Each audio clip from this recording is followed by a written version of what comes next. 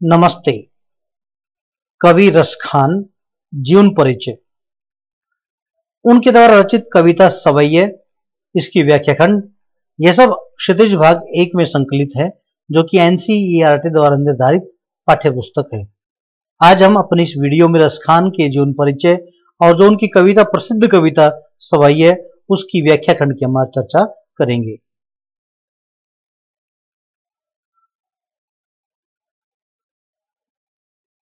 रसखान का जीवन परिचय लेते हैं। सबसे पहले हम आइए, रसखान का जन्म सन 1548 में हुआ माना जाता है। उनका मूल नाम सैयद इब्राहिम था।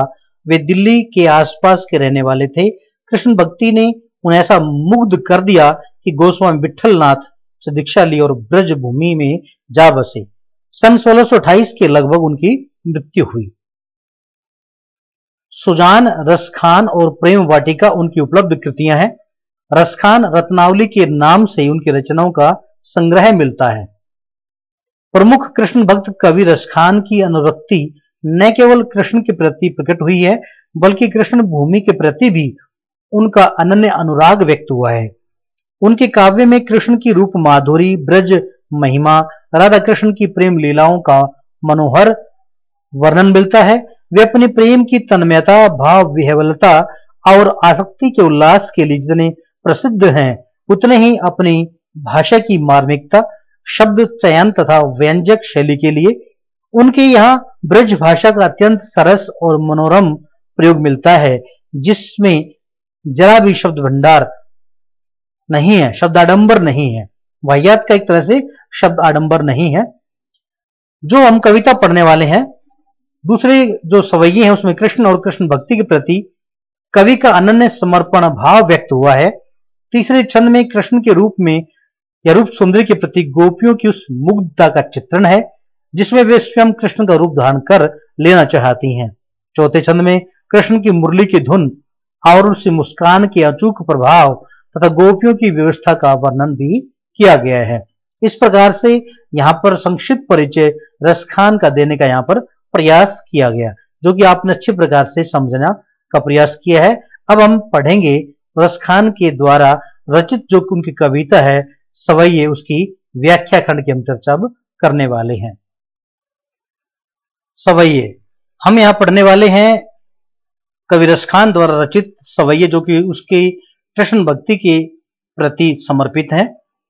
देखिए, पहला, मानुष हो तो वही रसखानी, बसो ब्रज गोकुल गांव के गवारन, और जो पशु हो तो कहो बस मेरो, चरो नित नंद की धेनु मजारन, पाहन हो तो वही गिरी को, जो कियो हरिछत्र पुरंदर धारण, जो घग हो तो बसेरो करो मेरी, कालिंदी कूल कदम किनारन।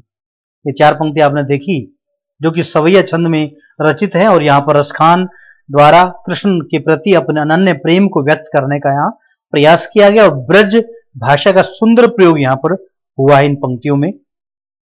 अब देखिए, कवि रसखान जी कृष्ण के प्रति अपनी प्रेम भक्ति को उजागर करते हुए कहते हैं, और इसका पहले हम प्रसंग भी बताते चलें कि प्रस्तुत काव्यांश पाठ्य पुस्तक में निर्धारित सवैया नामक कविता से संकलित है, जिसके कवि रसखान जी हैं, जिसमें श्री कृष्ण के प्रति रसखान की प्रेम अभिव्यक्ति उत्पन्न हुई है, व्यक्त हुई है। मानुष हो तो हो मानी मैं, मानुष माने मनुष्य, वही रसखानी। कवि रसखान कवि जी कहते हैं कि यदि अगले जन्म में मेरा जन्म यदि मनुष्य के रूप में जन्म होता है, मनुष्य के रूप में जन्म होता है, बसो ब्रज गोकुल गांव के गवारन, तो मेरा जन्म गोकुल गांव के ग्वालों के बीच में मेरा निवास स्थानों में बसूं। अर्थात यदि मेरा अगले जन्म में मनुष्य के रूप में जन्म होता है, तो मैं कहीं और रहना नहीं चाहता, अभी तो गोकुल गांव के ग्वालों के बीच में मैं जीवन यापन करना चाहता हूं। जो पशु हो तो कहा बस मेरो, चरो नित नंद की धेनु मजारन, और यदि हो मानी मेरा मैं, और यदि मेरा जन्म पशु के रूप में होता है, किसी पशु के रूप में होता है मेरा जन्म, तो उस पर मेरा वश नहीं चलेगा, परंतु मैं आपसे निवेदन करता हूं कि मैं हमेशा, नित माने हमेशा, नंद बाबा की गौओं के बीच में, नंद बाबा की गौओं के बीच में ही मैं चरता फिरूं। अर्थात मेरा निवास स्थान कहाँ हो, नंद बाबा की गायों के बीच में ही होना चाहिए। अर्थात मैं कहीं और जाना नहीं चाहता। यदि मेरा मनुष्य के रूप में जन्म होता है, तो गोकुल गांव के ग्वालों के बीच में मैं विचरण करूं, निवास करूं, और यदि मेरे पशु के रूप में मेरा जन्म होता है तो नंद बाबा की धेनुओं के बीच में, गायों के बीच में मैं चरता फिरूं, वहां पर मैं निवास करूं। पाहन हो तो वही गिरी को, जो क्यों हरिछत पुरंदर धारण, पाहन माने पत्थर।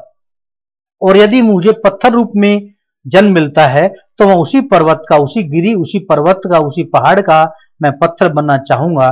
क्यों हरिछत पुरंदर धारण, कि जिसको स्वयं भगवान श्री कृष्ण ने हरि छत्र, हरि माने श्री कृष्ण, छत्र माने छाते के रूप में, जिसको भगवान श्री कृष्ण ने स्वयं अपनी उंगली पर उसे छाते के रूप में ऊपर उठाया था और इंद्र का मान मर्दन उसने कर दिया था। यानी कि जिस प्रकार से उस पत्थर को, इस प्रकार से पहाड़ को उन्होंने अपने उंगली पर उठाया था और ब्रजवासियों का एक तरह से उन्होंने तारण किया था, उद्धार किया था, और इंद्र, पुरंदर इंद्र का मान मर्दन किया था। जो खग हो तो बसेरो करो, मिली कालिंदी कूल कदम की डारण। और यदि मैं पक्षी बनूं या अगले जन्म में मुझे पक्षी बनने का अवसर मिलता है तो मेरा बसेरो, बसेरो माने आश्रय, मेरा घोंसला, मिली कालिंदी, कालिंदी माने यमुना, कूल माने किनारा, कदम, कदम के जो पेड़ होते हैं डालियों पर, यदि मुझे अगले जन्म में पक्षी होने का अवसर मिलता है तो यमुना नदी के किनारे पर जो कदम के पेड़ उगे हुए हैं, उन कदम के पेड़ों की टहनियों पर ही मेरा बसेरा हो, मेरा निवास स्थान हो, वहीं पर मैं जीवन यापन करूं, वहीं पर मेरा घोंसला बनाया जाए। अब यहाँ पर आपने देखा है कि किस प्रकार से सवय छंद का प्रयोग हुआ है, अनुप्रास अलंकार की सुंदर छटा है और ब्रज भाषा का सहज सुंदर सरल प्रयोग यहाँ पर किया गया है। दूसरा देखिएगा, या लकुटी अरु कामरिया पर, या लकुटी अरु कामरिया पर राज तिहुपुर को तजिडारो, आठों सिद्धि नवनिधि के सुख, आठों सिद्धि नवनिधि के सुख, नंद की गाय चराए विसारो, रसखान कवो इन आखिन सो, ब्रज के बन बाग तड़ाग निहारो, कोटि के कल द्योत के धाम, करील के कुंजन ऊपर वारो। अब यहां पर भी किस प्रकार से रसखान जी गोपियों के माध्यम से अपने प्रेम निवेदन करना चाहते हैं। या लकुटी अरु कामरिया पर राज तिहुपुर को तजिडारो, या लकुटी जो लाठी है, अरु और कामरिया कंबल, अंगवस्त्र या पीतांबर हम कह सकते हैं, पर उसके ऊपर राज तिहु, तीनों लोगों का राज्य, पुर नगर को तजिडारो, छोड़ सकता हूं या छोड़ सकती हैं।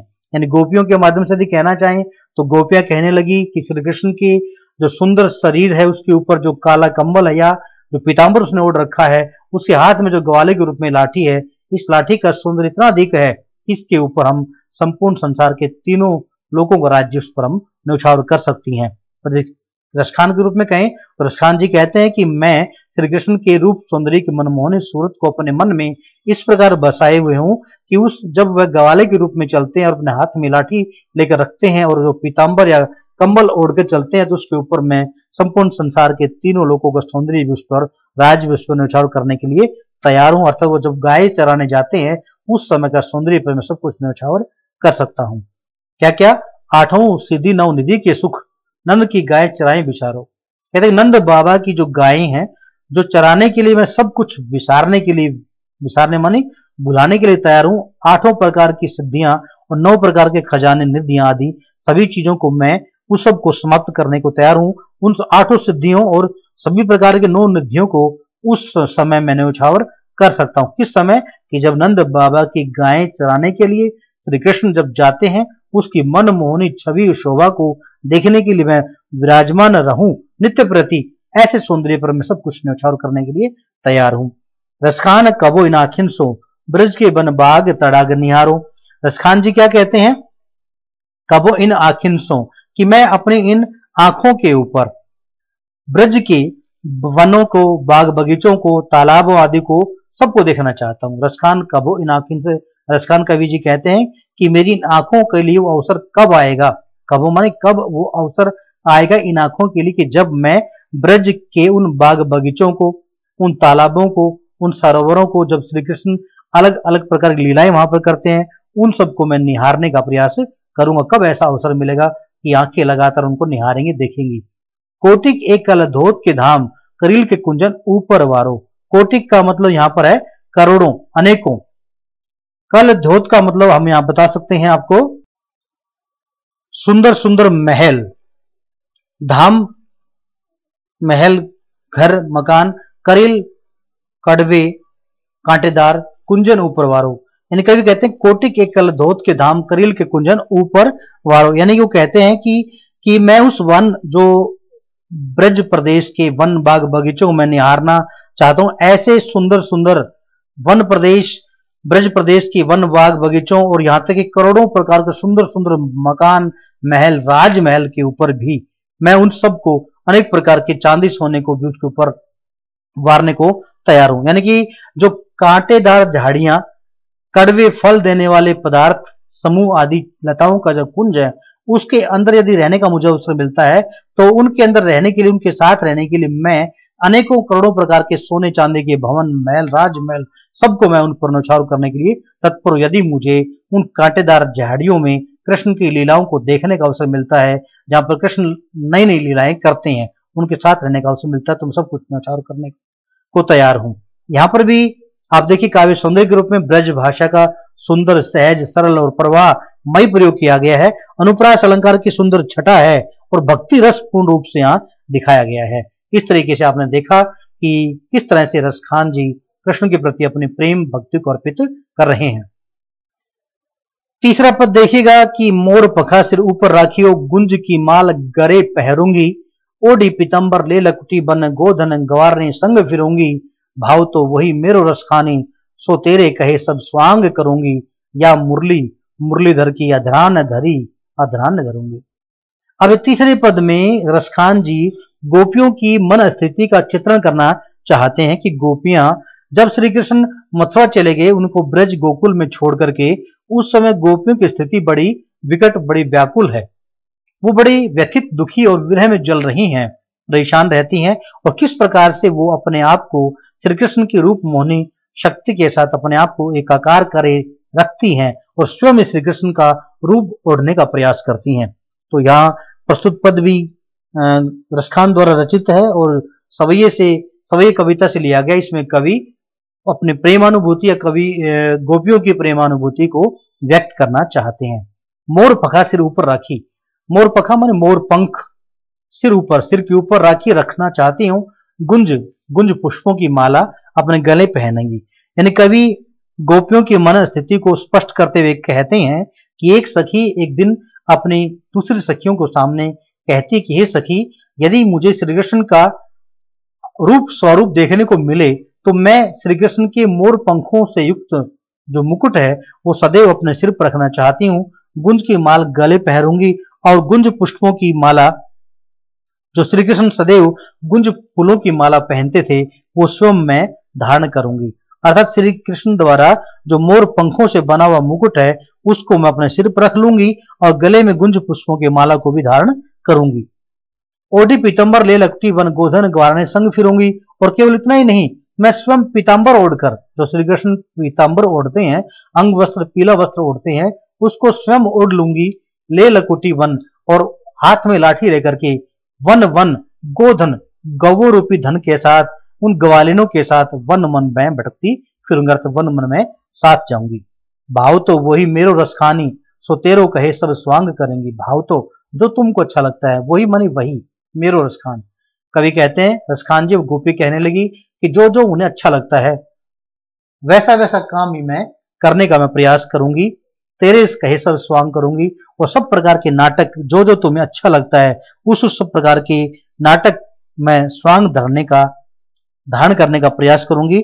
जो जो तुम्हें अच्छा लगता है वो सब अपने मन में धारण कर लूंगी। कहने का मतलब जो रूप स्वरूप श्री कृष्ण को अच्छा लगता है वही रूप स्वरूप में अपना भी बना लूंगी और उसी प्रकार में स्वांग नाटक करते हुए साथ रहने का प्रयास करूंगी। या मुरली मुरलीधर की अधरान धरी अधरान धरूंगी।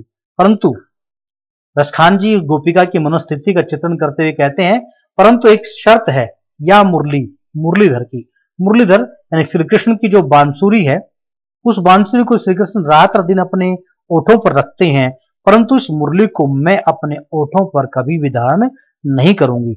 यानी श्री कृष्ण इस बांसुरी को अपने ओठों पर धारण करते हैं, परंतु मैं इस बांसुरी को अपने ओठों पर कभी भी धारण नहीं करूंगी, कभी भी नहीं रखूंगी, क्योंकि यह बांसुरी मेरे लिए एक तरह से सौतन का काम करती है। श्री कृष्ण इसके वश में हो जाते हैं। इस पूरे पद में भी आपने देखा कि अनुप्रास अलंकार के साथ साथ यमक अलंकार भी यहां पर दिया गया है अंतिम पंक्ति में। अधरा धरी न धराने धरूंगी, यहाँ पर एक तरह से यमक अलंकार का यहाँ पर प्रयोग हुआ है। अध्रान का अर्थ यहाँ पर देखिए होठों पर, और दूसरा है अध्रान न, यानी होठों पर नहीं। इस तरीके से दोनों अलग अलग अर्थ यहाँ पर देने का प्रयास, दोनों शब्दों के अलग अलग अर्थ निकलते हैं, तो यमक अलंकार यहाँ पर सिद्ध होता है। अनुप्रास अलंकार की सुंदर छटा है, काव्यात्मकता है, सवैया छंद है, और ब्रज भाषा का सुंदर सहज सरल बोधगम्य और प्रवाहमयी भाषा का प्रयोग किया गया है। अगला चौथा जो पद है, जो कि रसखान द्वारा रचित सवैये से ही लिया गया है। काननी दे अंगुरी रही वो, जब ही मुरली धुनी मंद बजे हैं। मोहनी तानन सो रसखानी, अटा चढ़ी गोधन गेह तो गेह। तेरी कहू सिगरे ब्रज लोगनी, काली कहू कितनों समझे हैं। माई री वा मुख की मुस्कानी, समारी न जे है न जे है न जे है। अब प्रस्तुत पंक्तियां भी रसखान द्वारा रचित सवैये कविता से संकलित हैं। इसमें कवि गोपियों के माध्यम से श्री कृष्ण की मधुर मुरली की धुन और उसकी मुस्कान का सुंदर वर्णन यहाँ पर कर रहे हैं। अब एक गोपी जो है अपनी दूसरी गोपियों से, सखियों से कहती है कि काननी दे अंगुरी रही वो, ये सखी जरा सुनो कि जब श्री कृष्ण अपनी मुरली से, अपने होठों पर रखकर मुरली से मंद मंद मुस्कान बिखेरते हुए उस बांसुरी को मंद मंद बजाएंगे, तब मैं उस बांसुरी की धुन को सुनना नहीं चाहती या नहीं सुनूंगी, अपितु अपने कानों में उंगली लगा लूंगी, दबा लूंगी या डाल लूंगी, मैं उसको सुनना पसंद नहीं करूंगी। अर्थात कि जब श्री कृष्ण अपनी बांसुरी को बजाएंगे उस समय मैं अपने कानों में अंगुली डालकर रखूंगी, उस मधुर ध्वनि को मैं सुनने का प्रयास नहीं करूंगी। मोहनी ताननी सो रसखानी, अटा चढ़ी गोधन गेह तो गेह, यानी कि जब श्री कृष्ण उस मनमोहनी बांसुरी की तान को उत्पन्न करेंगे, रसखान कवि जी कहते हैं अटा चढ़ी, उस समय वह ऊंचे चढ़कर, अटारी पर चढ़कर, ऊंचे ऊंचे भवन पर चढ़ करके मादक मन के साथ गोधन गेह तो गेह, और वह जब मन मन में गाना गाने का प्रयास करेंगे तो मैं उन्हें छोड़ करके चली आऊंगी, चाहे गो रूपी धन जाना चाहे तो चला जाए। अर्थात मैं उस समय जब श्री कृष्ण बांसुरी बजाएंगे, मधुर तान छेड़ेंगे, तो मैं वहां से भाग आऊंगी और ऊंचे भवन पर चढ़ करके अपने आप को छिपा लूंगी, उसके बदले में चाहे गायों रूपी धन बेशक जाना चाहे तो चला जाए। तेरी कहू सिगरे ब्रज लोगनी, काली कहू कितनों समझई। तेरी मानी पुकारना, कहू मानी कहा, सिगरे मानी सभी, ब्रज लोगनी ब्रज लोगों ने, काली कहू कितनों समझे, काल मानी भूतकाल में पिछले दिन। कवि कहते हैं कि वो कहती है कि मैं सभी ब्रजवासियों को टेर करके, जोर से पुकार करके अपने पास बुलाकर उन्हें बता दूंगी कि काली को कितनों समझाए, चाहे मुझे कल कोई कितना ही समझाने का प्रयास करे कि श्री कृष्ण से तुम अपना लगाव रखें, अपना प्रेम रखें, परंतु मैं उन्हें तुरंत शीघ्रता से बुला कर समझा दूंगी कि मैं ऐसा करने वाली नहीं हूं, क्योंकि कृष्ण तो बांसुरी के वश में रहते हैं। मैं उनको एक तरह से अपने पास बुला करके बता दूंगी कि मैं उस बांसुरी की धुन को सुनने वाली नहीं हूं।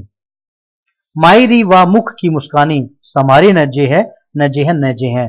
कवि कहते हैं रसखान जी वो अपने सखी से कहने लगी, हे सखी, हे माई, हे सखी, वह मुख की मुस्कान, के श्री कृष्ण के उस सुंदर मुख की जो मुस्कान है, समारी न जे है, कि मुझसे अब संभाली नहीं जाती। अर्थात किस प्रकार से श्री कृष्ण की वो मधुर मुस्कान मैं संभाल पाऊंगी, अर्थात उसकी जो मधुर मुस्कान है वो मेरे संवारने से भी नहीं संभलने वाली, क्योंकि हम मुस्कान इतनी तीव्र है, इतनी सुंदर है, इतनी मनमोहक है कि मुझसे संभाले अब नहीं संभलने वाली है। वो किसी भी प्रकार से मैं उसको अपने अंदर अब छिपा नहीं सकती, नहीं छिपा सकती। वह तो कृष्ण के रूप में प्रकट हो ही जाएगी। अब आपने देखा कि इस पद में रसखान द्वारा रचित जो पद हम पढ़ रहे हैं, चौथा, जो कि सवैया छंद का इसमें सुंदर प्रयोग किया गया है, इसमें किस प्रकार से बांसुरी की मधुर तान यद्यपि कृष्ण द्वारा बजाई जाती है, परंतु गोपी जो श्री कृष्ण से प्रेम करती है उस बांसुरी धुन को सुनना नहीं चाहती। और यहां पर देखिए श्रृंगार रस का सुंदर प्रयोग हुआ है, सवैया छंद है, ब्रज भाषा का सहज स्वाभाविक और प्रभावमयी प्रयोग हुआ है, मनोविश्लेषणात्मक और भावात्मक शैली है। इस प्रकार से यहां रसखान की कविता सवैया कंप्लीट होती है, पूर्ण होती है। प्रश्न अभ्यास की हम अगले वीडियो में चर्चा करेंगे। धन्यवाद।